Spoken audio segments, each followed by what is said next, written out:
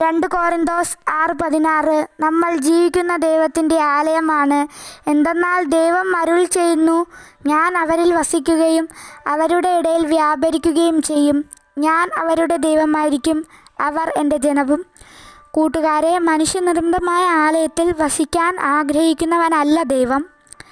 Israel ജനത്തെ ഈജിപ്തിൽ നിന്ന് കൊണ്ടുവന്നത് മുതൽ ഇന്ന് വരെ ഞാൻ ഒരാലയത്തിലും വസിച്ചിട്ടില്ല.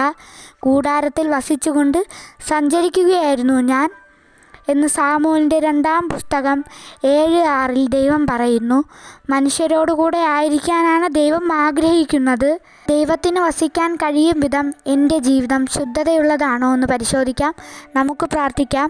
കർത്താവായ യേശുവേ, ദിവ്യകാരുണ്യത്തിലൂടെ അങ്ങ് ഞങ്ങളോടൊപ്പം ആയിരിക്കാനല്ലോ ആഗ്രഹിക്കുന്നത്. അങ്ങേ ഞാൻ സമ്പൂർണ്ണ സ്നേഹത്തോടെ സ്വീകരിക്കുന്നു. അങ്ങ് എൻ്റെ ഉള്ളിൽ വന്ന് വസിക്കണമേ. ആമേൻ.